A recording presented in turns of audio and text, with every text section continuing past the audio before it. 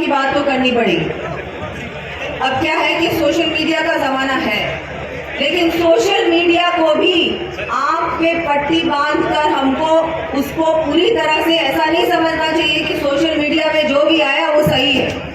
उसके बारे में भी जांच पड़ताल करनी चाहिए और हमको सही का साथ देना चाहिए। और लेकिन ये भी कहूँगी कि हमारे समाज का कोई भी, चाहे महिला हो, चाहे अभी आप युवा हैं, कोई भी हो, लेकिन कोई भी हो समाज का है, समाज का नहीं भी है लेकिन अच्छा काम कर रहा, तो उसका आपको साथ देना चाहिए। सोशल मीडिया पे भी देना चाहिए और सचमुच धरातल पे भी देना चाहिए।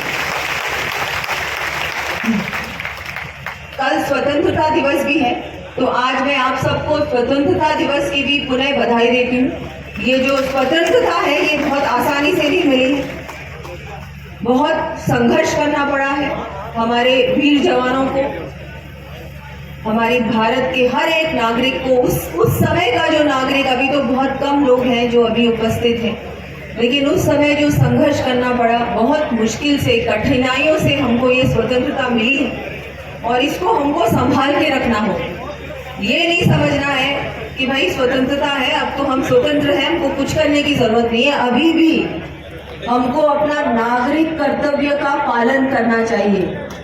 सरकार और प्रशासन तो जो करती है वो करती है, लेकिन आपका भी कोई कर्तव्य है, तो एक अच्छे नागरिक का कर्तव्य आप भी उसका पालन करें और हमारे देश को, हमारी देश की अखंडता के लिए, एकता के लिए हम सबको एक साथ मिलकर प्रयास करने होंगे कि हमारा देश एकत्र रहे, अखंड रहे।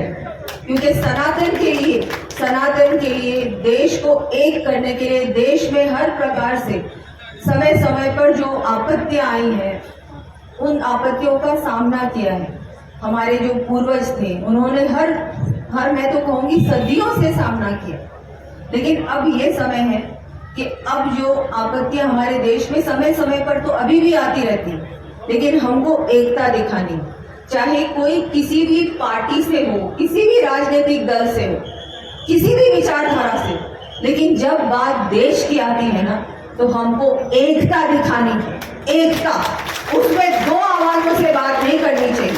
और कोई भी नेता अगर देश के लिए कुछ भी गलत बोलता है ना, तो उस नेता को मुंह तोड़ जवाब देना भी हमारा ही काम है। आपने देखा होगा अभी क्या हो रहा है दिल्ली में, पार्लियामेंट में क्या हो रहा है, ये गलत है। हमको एक साथ रहना है। देश के सामने कोई भी हालात आए, कोई भी परिस्थितियां आए, उसमें हमको एक साथ देश के लिए एक ढाल की तरह खड़ा रहना।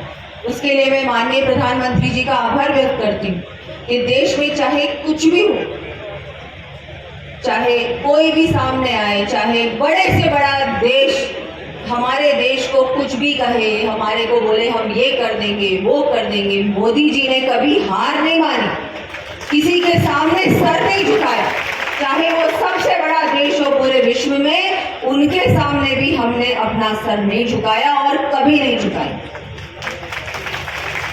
तो हम सबको उनसे भी प्रेरणा लेनी होगी, क्योंकि आज के युग में हमारे जो नेता हैं, हमारे नेता क्या करते हैं, क्या भाषण देते हैं, हमारे सामने जो उनका क्या, जिस तरह से उनकी कार्यशैली रहती है, उससे भी हमको बहुत कुछ सीखने को मिलता है और प्रेरणा भी मिलती है।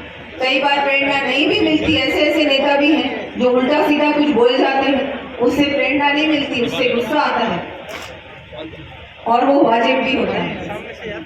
तो मैं आज आप लोगों के सामने, क्योंकि हम सब परिवार के ही हैं, आप लोगों के सामने मुझे बोलने का भी अवसर मिला और बहुत खुशी हुई मुझे कि इतनी बड़ी संख्या में हमारी माताएं बहनें भी कार्यक्रम में पधारी। और मैं तो आपसे यही कहूँगी कि हमारी जो बच्चियां हैं, इनके एजुकेशन के लिए, शिक्षा के लिए और इनको आगे बढ़ाने के लिए आप सब मिलकर उसके लिए भी प्रयास करें, क्योंकि हमारा भविष्य, हमारे बेटे तो है ही, लेकिन हमारी बेटियां भी हमारा भविष्य है। हमको ये नहीं सोचना चाहिए कि बेटी तो चलो पराया धन है, बेटी की शादी होगी तो दूसरे परिवार में चली जाएगी, ऐसा नहीं है। अब तो बेटियों का भी उतना ही हक है जितना बेटों का है। और अब तो बहुत खुशी की बात है कि 33% आरक्षण भी आ गया।